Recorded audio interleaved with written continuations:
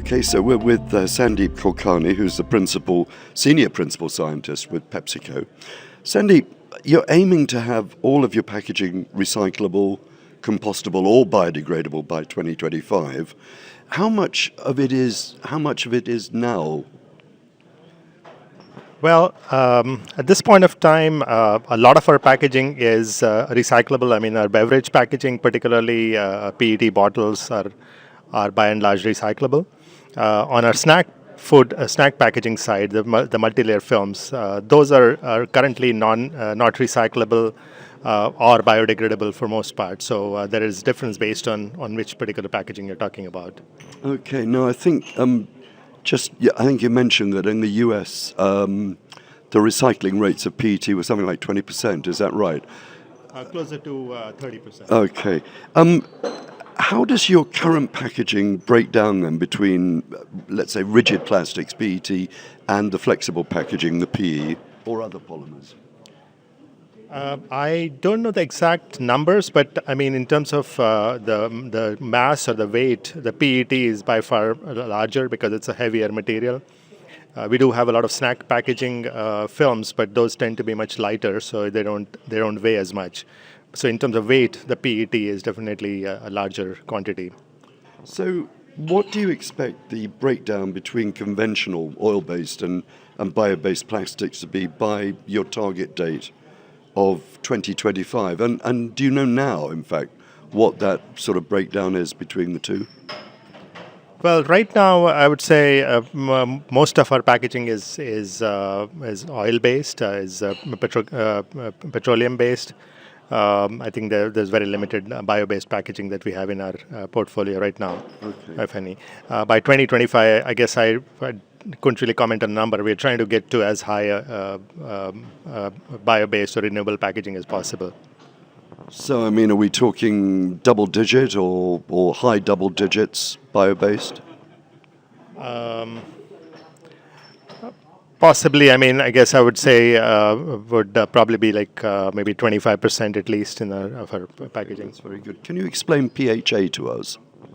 So PHA is actually as a polyester. It stands for. It's actually a whole category of polymers. It's called polyhydroxyalkanoates, and out of that, there is a specific one that we have been focusing on called PHB, polyhydroxybutyrate, which is one type of, so PHA is a class of plastics, and within that there is polyhydroxybutyrate, and that's been the major focus.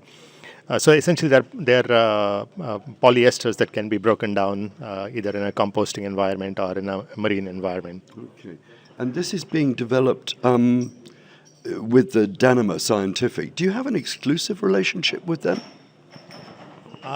We have a partnership with them. I'm not sure I would call it an exclusive, but it is a partnership where we are putting in our resources and working closely with them to develop this application.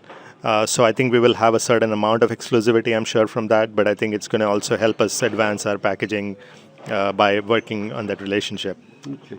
And I think you said this is focused very much on the flexible packaging side of PepsiCo's business. So how are you communicating this environmentally positive packaging strategy gains to your consumers? I think that still needs to be worked out. I mean, right now we have initiated that partnership earlier this year. And as we come up with this biodegradable or compostable packaging, we'll have to do that messaging. I mean, as you saw, the previous package that we introduced in the market back in 2009, the Sun Chips bag, we had some messaging around that on the package as well as through media. So we'll probably be doing something similar to that to convey that to the consumers. I feel that PepsiCo is a relative newcomer to the bio-based field, and a very welcome addition as well, because it's an influential brand owner and obviously enormous leverage that you're going to exert on the sector. I just lastly wonder if you can comment on any bio PET alternatives that PepsiCo might be considering. Well, as you might remember, we had back in 2011 made an announcement of 100% bio-based PET. that we had done on a small scale.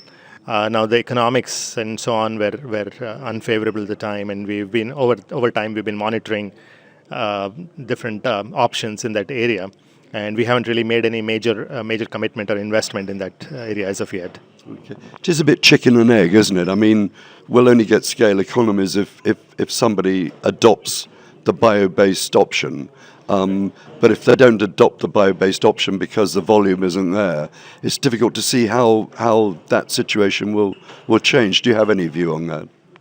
So I think one approach around that is the way that Nestle and Danone are doing it by building like a partnership or a consortium between companies in the same area.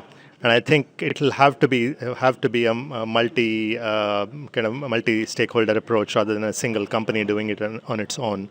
Because I think, to your point, I think just the volumes need to be larger.